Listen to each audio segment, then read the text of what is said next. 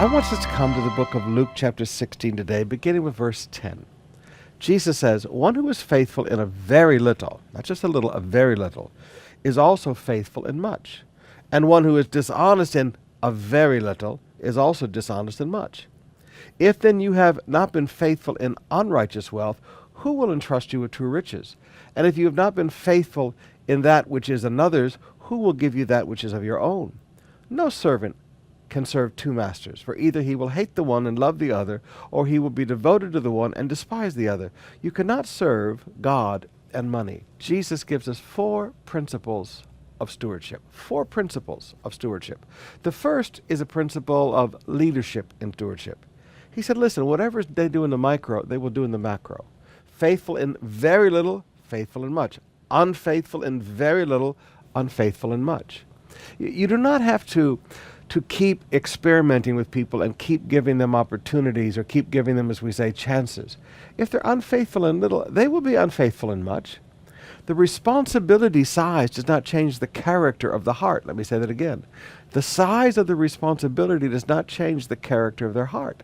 So Jesus said, look at the micro, and then you will understand the macro before you ever get there and hurt yourself worse. Sometimes I call this learning your lessons with people small before you have to experience them big. The second principle is a principle of giving and stewardship. If you have not been faithful in unrighteous wealth, who will trust you with true riches? If you refuse to be a tither, if you refuse to be a giver, if you are a stingy, greedy person, God said, listen, that's going to affect the spiritual revelation that comes to you, because true riches are spiritual revelations. Now, you show me people that are generous. You show me people that are tithers. And I'll show you people that they're like sponges. They can learn the Word of God so easily and so well. But you show me people that refuse to be tithers. They got an attitude about it. They refuse to be generous givers. I'll show you people that are very hard to teach, because God can't trust them with the true spiritual riches, because they can't even be faithful with the riches of this world. The third principle, he said, and if you have not been faithful with that which is another's, who will give you that which is of your own? Now here's a principle of God's blessings. If you don't take care of something that you're using that belongs to somebody else, don't expect God to give you your own.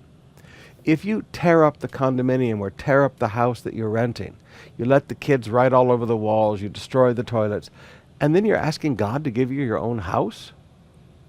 You know, I was sitting on a bus one day years ago back in the 80s, and there was a kid who had a pencil, and he was ramming it like this in and out of the vinyl on the seat.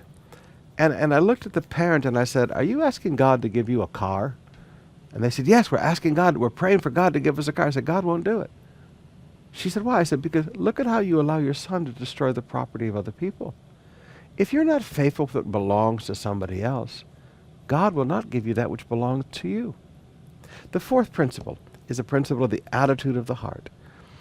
You have to choose who you're going to love and who you're going to be devoted to in life. Either you're going to chase money or you're going to chase God. Either you're going to be devoted to God or you're going to be devoted to money. And there are many Christians today, they say they love God and they show up in church on Sunday, but if there's a decision to make of which one to be devoted to and which one to think little of, and that's all despise means, is to think little of. You think in a small way about it. Every time you prioritize money over God, you're showing the attitude of your heart. Now, brothers and sisters, God will bless you. God will prosper you. But you cannot serve God and money.